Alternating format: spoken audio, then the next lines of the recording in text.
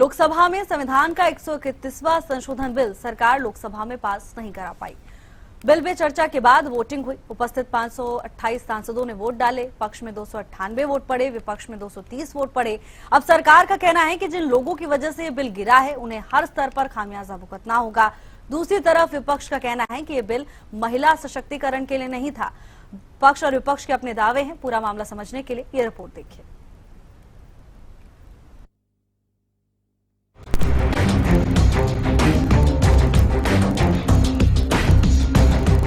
महिला आरक्षण से जुड़ा संविधान का 131वां संशोधन बिल सरकार लोकसभा में पास नहीं करा पाई। इसमें संसद की 543 सीटें बढ़ाकर 850 करने का प्रावधान था। लोकसभा में बिल पर 21 घंटे की चर्चा के बाद वोटिंग हुई। उपस्थित 528 सांसदों ने वोट डाले। पक्ष में 298 तो विपक्ष में 230 वोट पड़े। बिल पास कराने के लिए 2/3 बहुमत की जरूरत थी। 528 का 2/3 352 होता है। इस तरह बिल 54 वोट से गिर गया। बिल गिरने के बाद संसदीय कार्य मंत्री ने कहा कि ये दुर्भाग्यपूर्ण है और विपक्ष पर महिलाओं को अधिकार से वंचित करने का आरोप लगाया और ये भी कहा कि पीएम मोदी के नेतृत्व में महिलाओं को उनका हक दिलाने का प्रयास जारी रहेगा। केंद्रीय गृह मंत्री अमित शाह ने सोशल मीडिया पर पोस्ट किया और कहा कि बिल का विरोध करने वालों को खामियाजा भुगतना पड़ेगा। सभापति महोदय, जो नतीजा आया है ये इतना ऐतिहासिक और महत्वपूर्ण बिल पर देश का महिलाओं को अब सम्मान अधिकार देने का जो बिल है उसको विपक्ष ने साथ नहीं दिया। बहुत खेद की बात है और इस ऐतिहासिक पल को आप अपना एक मौका था आपने गंवाया है। आदरणीय नरेंद्र मोदी जी के नेतृत्व में महिलाओं को जो सम्मान देने का अधिकार देने का हमारा अभियान जारी रहेगा और हम अधिकार दे के ही रहेंगे आगे। जहां एक तरफ सरकार का कहना है कि विपक्ष ने महिलाओं को उनके हक से वंचित कर दिया है, तो वहीं विपक्ष की ओर से लगातार कहा जा रहा है कि ये बिल महिलाओं के लिए नहीं था। कांग्रेस सांसद प्रियंका गांधी ने कहा कि जिस तरीके से ये बिल पेश किया गया था उसका पारित होना नामुमकिन था। उन्होंने महिला आरक्षण को डिलिमिटेशन से जोड़ दिया, इसकी वजह से ये पारित नहीं हुआ। हमने क्लियरली बोला है कि ये महिला बिल नहीं है। ये हिंदुस्तान का राजनीतिक जो स्ट्रक्चर है, इलेक्टोरल स्ट्रक्चर है, उसको बदलने की कोशिश है। ये हमने रोक दिया है और मैं अभी कह रहा हूँ, प्रधानमंत्री से कह रहा हूँ, अगर आप महिला बिल चाहते हैं 2023 का महिला बिल निकालिए, उसको उसका इम्प्लीमेंटेशन आज से करिए और पूरा का पूरा ऑपोजिशन 100% आपको समर्थन देगा और महिला बिल हम इमीडिएट इम्प्लीमेंटेशन करा देंगे। बात नहीं थी, ये देश के लोकतंत्र की बात थी, ये देश की अखंडता की बात थी। हम कभी इससे सहमत नहीं हो सकते कि आप इस महिला आरक्षण को इस तरह से परसीमन से जोड़े कि वो पुरानी जनगणना पर चले जिसमें ओबीसी शामिल भी नहीं है। तो ये मुमकिन ही नहीं था कि ये बिल पारित हो और मेरे ख्याल से हमारे देश के लोकतंत्र के लिए, हमारे देश की अखंडता के लिए ये एक बहुत बड़ी जीत है।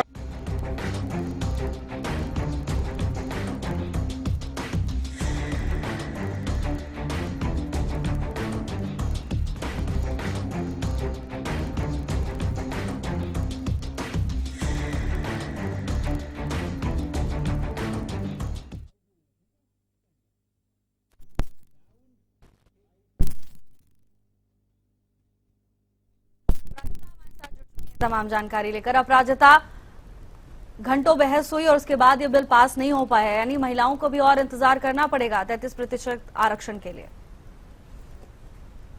देखिए, महिलाओं को इंतजार तो जरूर करना पड़ेगा, मगर जिस प्रकार से अगर राजधानी दिल्ली की हम बात करते हैं तो घमासान कहीं ना कहीं चढ़ा है, क्योंकि जिस प्रकार से बात की जाए तो 12:30 बजे भारतीय जनता पार्टी के द्वारा प्रेस कॉन्फ्रेंस बुलाई गई है। रविशंकर प्रसाद वरिष्ठ नेता हैं बीजेपी के और स्मृति ईरानी के द्वारा प्रेस कॉन्फ्रेंस की जाएगी, जिसमें महिला आरक्षण बिल को लेकर तमाम बातें कही जाएगी। किस तरह से उनको समर्थन नहीं मिला, यानी विपक्ष कहीं ना कहीं महिला विरोधी है, तमाम बातें कही जाएगी। जिसके बाद कांग्रेस की अगर एक और दूसरी ओर बात करते हैं तो प्रियंका गांधी वाड्रा के द्वारा प्रेस कॉन्फ्रेंस बुलाई गई है। 12 बजे प्रेस कॉन्फ्रेंस रखी गई है।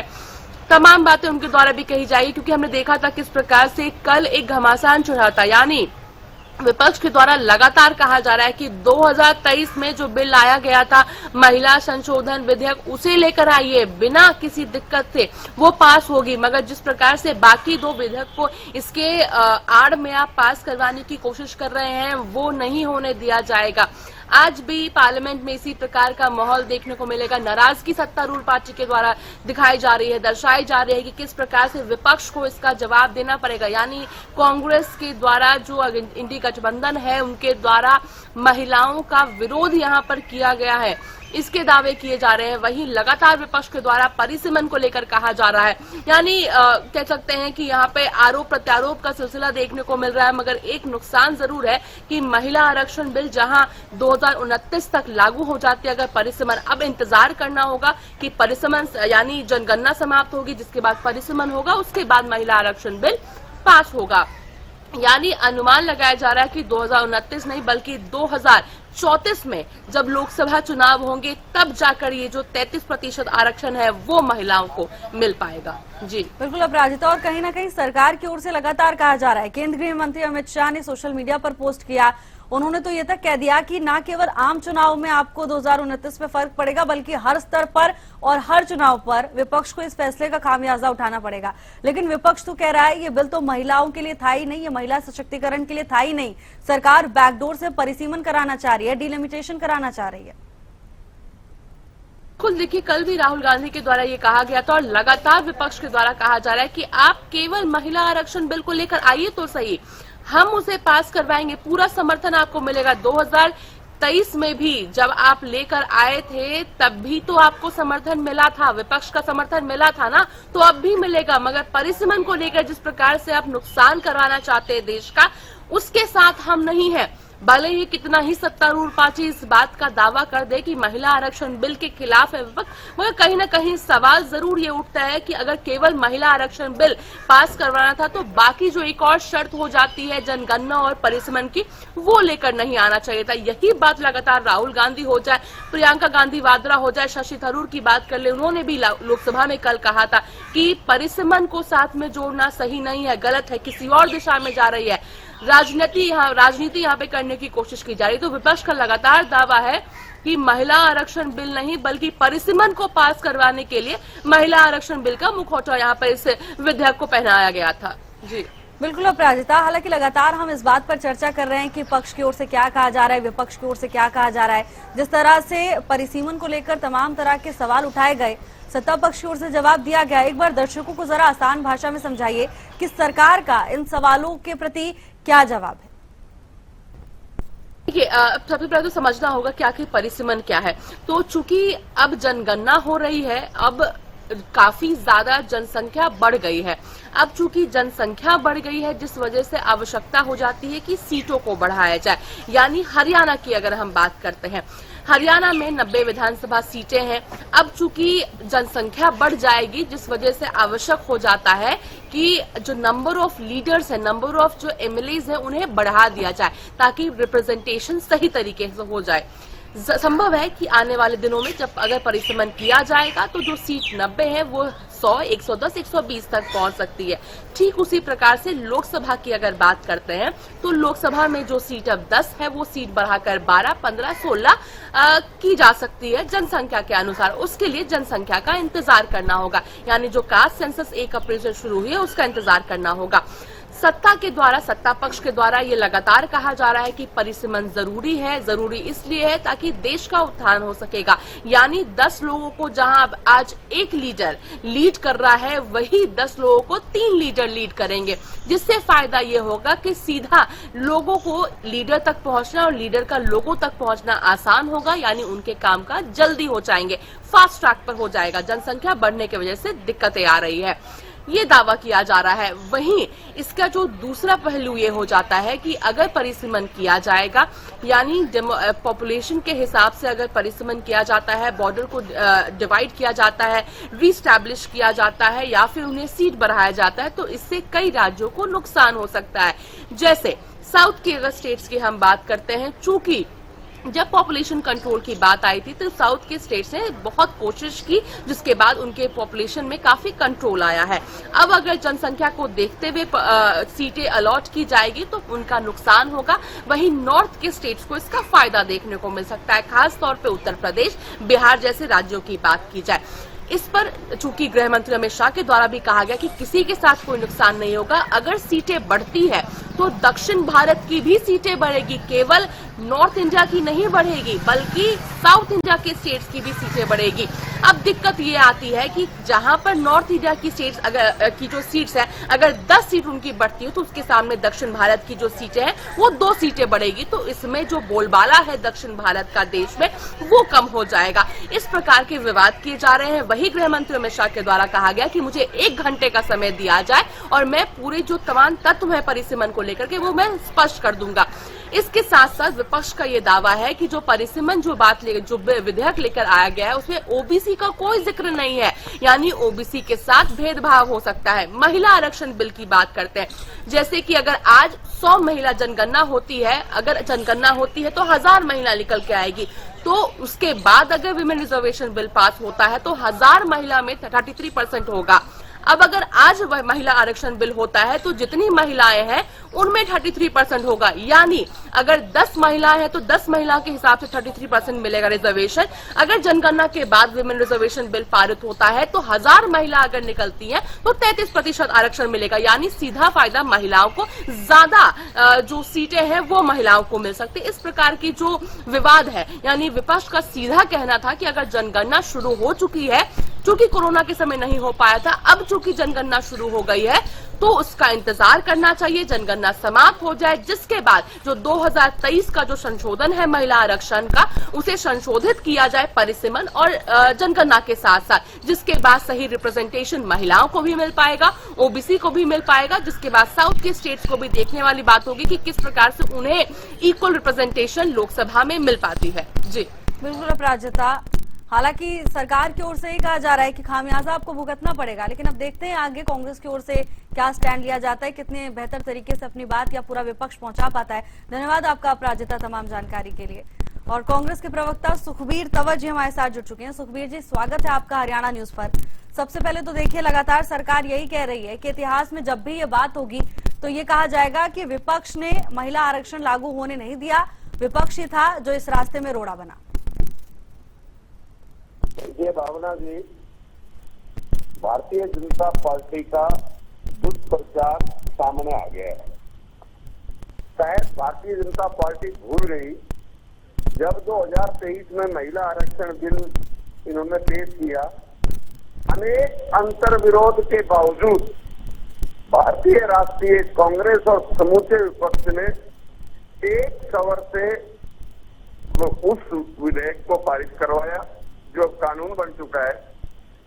और आज परिस्थितियों में क्या अंतर आया, जिस तरह से उस विधेयक में भारतीय जनता पार्टी ने जनसंख्या और परिसीमन की शर्त जोड़ी, वो आज उसमें कोई परिवर्तन नहीं आया है। और इस परिसीमन वाले मसले को अपने पक्ष में साधने के लिए महिला आरक्षण के साथ उसको समेट के, और ये जो 5 राज्यों में चुनाव चल रहे हैं उसमें चुनावी लाभ लेने के लिए ये इनका एक प्रयास था। और जब भी इस तरह के संविधान संशोधन विधेयक प्रस्तुत किए जाते हैं, सामान्य तौर पे समस्त विपक्ष को विश्वास में लिया जाता है, क्योंकि संविधान संशोधन बहुत ही महत्वपूर्ण विषय। ठीक है सुखबीर जी, आपने ऑल पार्टी मीटिंग की जो मांग थी उसी को दोबारा दोहराया है। ठीक है, आपके तमाम सवालों का जवाब देने के लिए ठीक है। अगर आपने मुझे जोड़ा है तो मेरी सुन लीजिए। सुखबीर जी, आपके साथ साथ हमारे साथ कोई और भी है, एक बार परिचय करा देते हैं, फिर आपका ही समय है। सुखबीर जी, आप कभी ऐसा हुआ है कि आप आए हो, आपको समय ना मिला हो? मेरी बात तो पूरी होने दीजिए। मैं आपके पास आऊंगी, आपको बता तो दूं कि आपके सवालों के जवाब के लिए कौन है। संदीप हिंदुस्तानी जी हमारे साथ, बीजेपी के प्रवक्ता। संदीप जी, स्वागत है आपका। सुखबीर जी, जल्दी से अपनी बात पूरी कीजिए। देखिए, मेरा कहना, भारतीय राष्ट्रीय कांग्रेस ने जिस तरह से इस बिल का 100 वर्ष से समर्थन किया था, अब उन परिस्थितियों में कोई अंतर नहीं आया है। भारतीय जनता पार्टी इस राष्ट्र के मतदाता को बहका के बरगला के चुनावी लाभ लेना चाहती है और इस प्रकार के जो कदम है निश्चित तौर पे हम इस राष्ट्र में अनुसूचित जाति, अनुसूचित जनजाति, आदिवासी और दक्षिण और उत्तर पूर्व के राज्यों के साथ जिस प्रकार से ये परिसीमन में घोटाला करना चाहते हैं उस प्रकार का कोई विषय पैदा नहीं होने दिया जाएगा। आज पहले वाला विपक्ष नहीं है, विपक्ष मजबूत है। ये आपने कल जो लोकसभा में मतदान हुआ ठीक है वो सुखबीर देखा। जी। भारतीय जनता पार्टी का ठीक जो राजनीतिक चाल चरित्र चेहरा है वो इस रात को समझ में आ चुका है और हम पुनः अभी भारतीय राष्ट्रीय कांग्रेस ने जो विपक्षी दलों की मीटिंग बुलाई उसमें स्पष्ट कहा गया है अगर भारतीय जनता पार्टी सरकार की मंशा ठीक है इस सत्र को बढ़ाए। सोमवार को जो 2023 में पेश हुआ था बिल उसको पुनः पारित कराए और परिसीमन वाला विषय से हटाए। ठीक है सुखबीर ये जी, विषय आज ठीक है सुखबीर हम जी, अब आपकी बात पूरी हो गई। सरकार के दबाव में सुखबीर जो जी। जिस तरह से ये ड्रामा कर रहे हैं महिलाओं फिर का देखिए अब पूरे आप तो देश फिर में, ये ड्रामा आधा नहीं घंटा चलेगा। बोलते रहेंगे। आपने जो आरोप लगाया उनका जवाब भी तो ले लें। संदीप जी, सीधा आरोप है कि अपने चुनावी लाभ के लिए आप ये विशेष सत्र आपने बुलाया है, अपने चुनावी लाभ के लिए आप ये सब कुछ कर रहे हैं और सिर्फ भारतीय जनता पार्टी का फायदा है। महिला आरक्षण के नाम पर अपनी पार्टी को मजबूत करने की कोशिश यहाँ पर की जा रही है। जी नमस्कार भावना जी, मेरी आवाज पहुंच रही है आप तक? जी संदीप जी, आपकी आवाज आ रही है।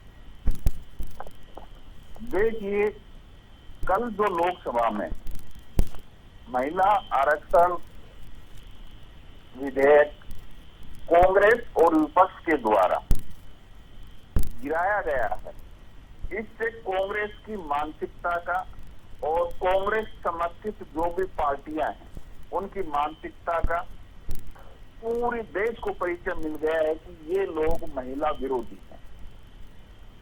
इन्होंने महिलाओं का अपमान करने का काम किया है।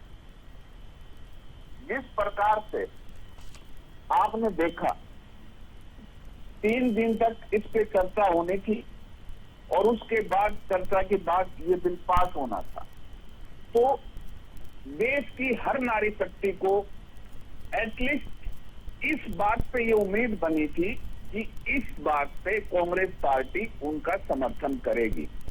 लेकिन कांग्रेस पार्टी का असली चेहरा, महिला विरोधी चेहरा बिल्कुल बेनकाब हो चुका है और इस घटना से प्रदेश ही नहीं पूरे देश की माताओं बहनों में कांग्रेस के प्रति एक बहुत बड़ा आक्रोश है। ठीक है संदीप जी, ये सारी बातें अपनी जगह है। बहुत संदीप जी, भारी एक और सवाल है है जो लगातार पूछा जा रहा है। आपने कहा कि महिला विरोधी हैं कांग्रेस वाले, तो या फिर पूरे विपक्ष की हम बात करें वो तो ये कह रहे हैं कि जो 2023 में बिल पास हुआ उस पे आप आइए सामने, उसको लागू करने की बात कीजिए, उस पे तो पूरा विपक्ष एक साथ है, तो क्या दिक्कत आ रही है? एक बार जरा दर्शकों को कुछ सरल भाषा में बता दीजिए, ज्यादा टेक्निकलिटी में नहीं जाएंगे।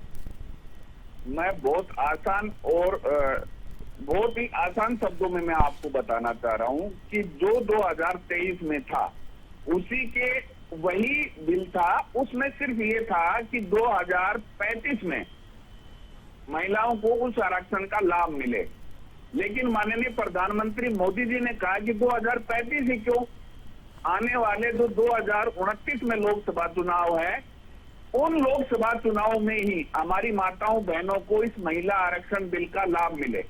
हमने 2035 की बजाय 2029 की बात की, लेकिन जैसे ही 2029 की बात हुई तो जो कांग्रेस और विपक्ष है इन्होंने इनकी जो असली हकीकत है महिला विरोधी उसकी पूरी चीजें बिल्कुल सामने निकल के आ गई कि इनके मन में क्या है और ये बाहर क्या है। ठीक है संदीप और जी, ठीक है। उसी का परिणाम है कि आपने देखा है कि कल जो हुआ है, मैं आपको बताना चाह रहा हूं देश और प्रदेश की पूरी महिला शक्ति में बहुत बड़ा आक्रोश है भावना जी। हर माताएं बहनें गुस्से में हैं और इसका जवाब ठीक है संदीप जी, वो कांग्रेस ठीक है। को एक बार जरूर मैं देना सुखबीर जी के पड़ेगा पास जाऊंगी और क्योंकि इसका 2 बातें मुझे भुगतान उनसे भी क्लियर कांग्रेस करनी पार्टी को है। करना ठीक है संदीप पड़ेगा। जी, ठीक है। सुखबीर जी, सबसे पहले तो आपने कहा कि परिसीमन में घोटाले का काम किया गया, एक बार इस पे थोड़ा सा प्रकाश डालिएगा। दूसरी बात, संदीप जी कह रहे हैं अगर महिलाओं को पहले लाभ मिल जाएगा इस बिल के पास होने से तो कांग्रेस को या विपक्ष को दिक्कत क्या है?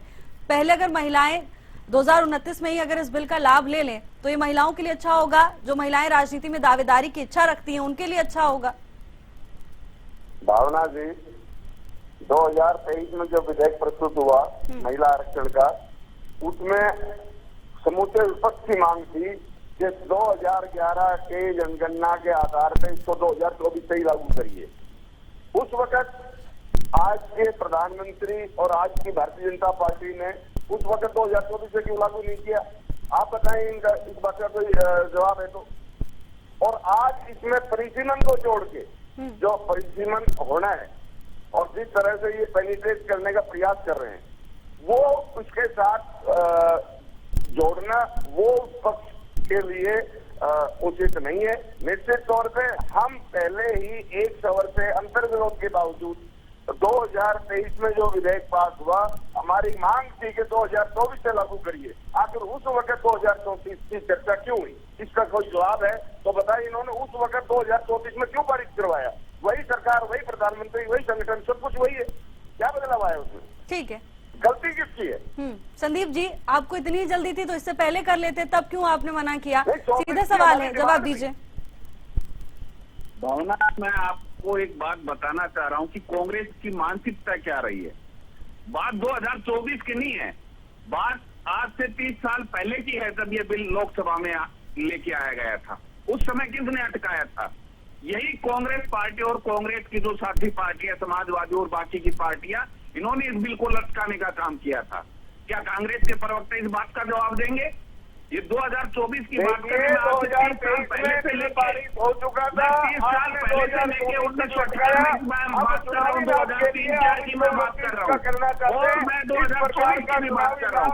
मैं आपको बताना चाहता हूँ कि भारतीय जनता पार्टी और भारत के प्रधानमंत्री नरेंद्र मोदी जी ने महिला के हकों को दिलाया है, महिलाओं को उनके हक को दिलाया है।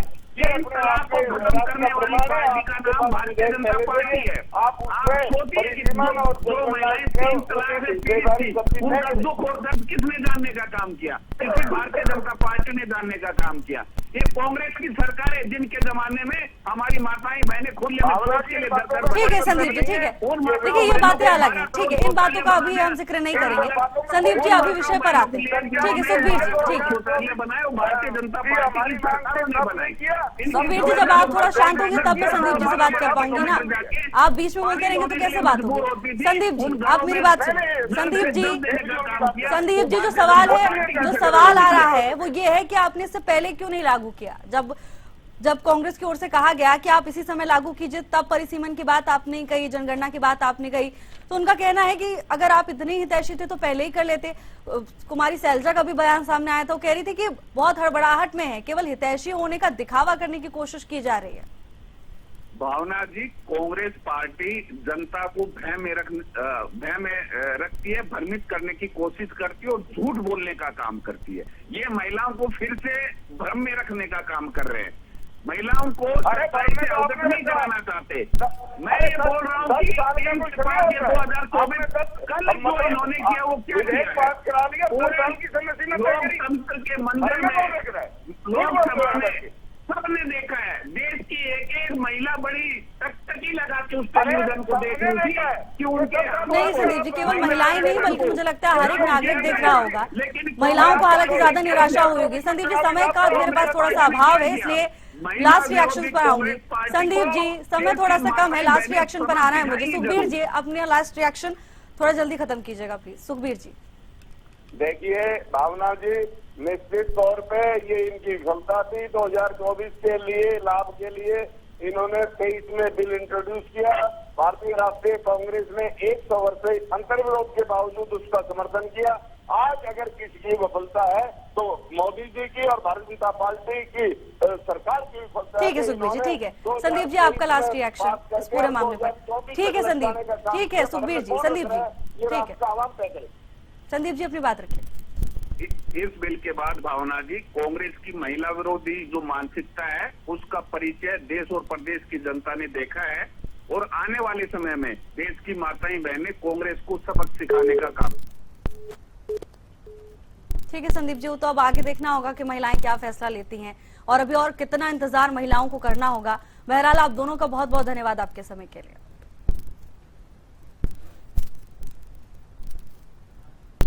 फिलहाल की इस खास चर्चा में मेरे साथ बस इतना ही। आप देखते रहिए हरियाणा न्यूज। नमस्कार।